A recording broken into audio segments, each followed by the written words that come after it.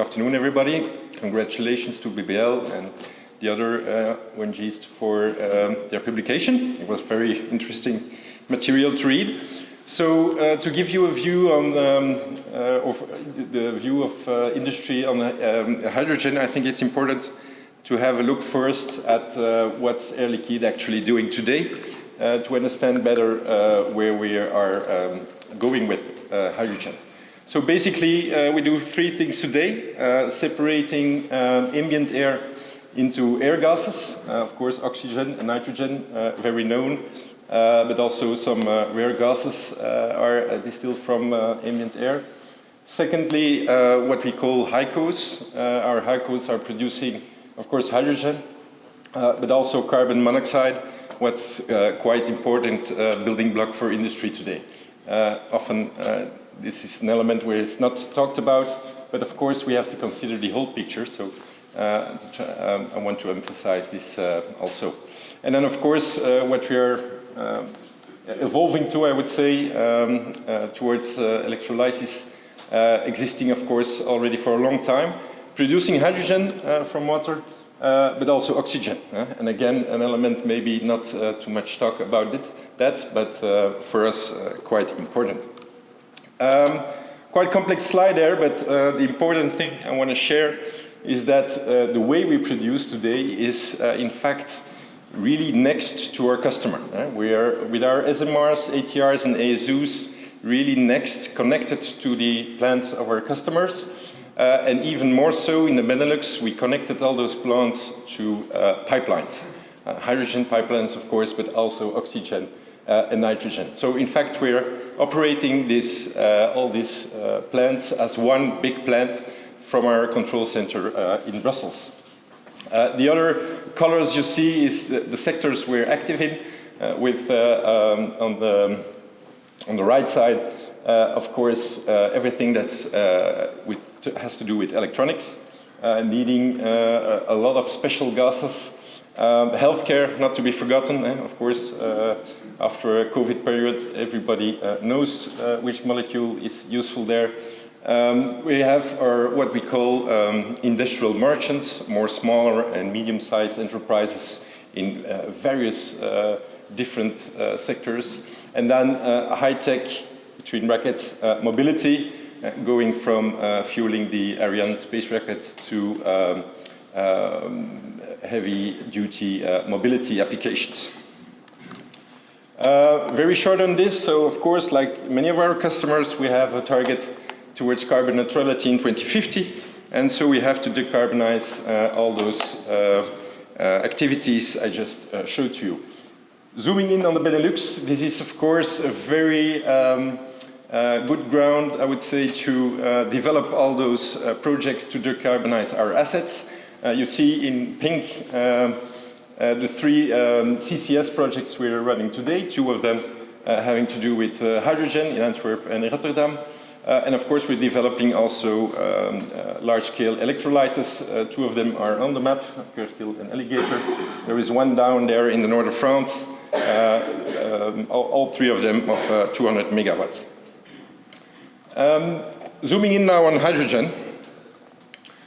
So indeed, we are already working with this molecule for more than 60 years, producing 1.2 million tons of it every year, and mostly transporting it through pipelines, as it's so effective. Half of those 2,000 kilometers, almost half, is here situated in the Benelux. And of course, we have all possible applications for hydrogen from, I would say, a theoretical point of view. But Airliquide has chosen, I'm not going to go through them, most of you know them, of course, but Airliquide has chosen to utilize this versatile molecule for two applications, and mainly for the reason that we, of course, are specialized in very pure molecules. If it concerns oxygen for medical applications or hydrogen as a feedstock, purity is of major importance. And therefore, we focus on the one side on what I said, decarbonizing our feedstock for industry, And the second application is providing clean power for transport and some stationary applications we look at also. I'm not going to go through the different advantages hydrogen provides. They have been talked about already. So concretely, what do we offer today? So on the one hand, we are really focusing on this possibility to stop emitting as quick as possible the CO2 from our actual assets, the HYCO units, and therefore we think carbon capture is really important. It has a big potential to act now, much more than waiting for enough affordable renewables to develop the second route, I would say, where of course we started also with our partnership with Siemens to develop large-scale electrolyzers. Very recently, and I just heard yesterday we received a permit for it, we started also with ammonia cracking. Ammonia, of course, being the vector that could carry hydrogen as we want to import it from other sides of the world. So I think I'm coming to my last slide. Yes. So basically, our message is to have to look at hydrogen, I would say, in a balanced way. Yes, we're evolving towards more renewable hydrogen, but we think technology neutrality is very important as we are waiting for that abundant and competitive renewable electricity. And so, yes, CCS is for us very important. Second recommendation would be not to look only at imports. As I tried to explain, this domestic production in the vicinity of clients has many advantages to offer. And it creates also, of course, a development of knowledge and innovation here in Europe. So we think that's quite important, and I think it has to be balanced between those two, evolving towards more imports as demand will rise, but so look at the two elements at the same time. As infrastructure is concerned,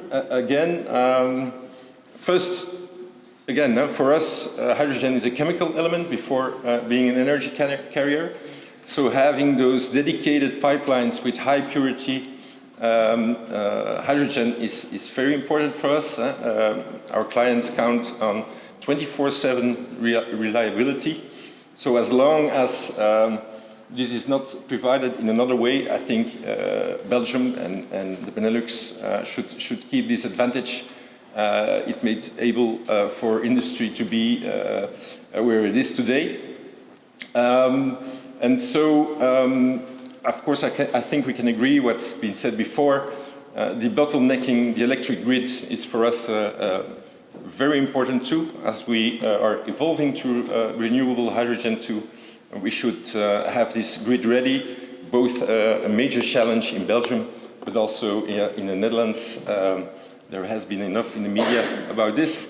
And also, I think, transformation of existing gas infrastructure could be used for CO2 infrastructure, something we should invest in now, because of course CO2 volumes are ready now to be captured, liquefied and sequestrated. So, well, that's in short our message.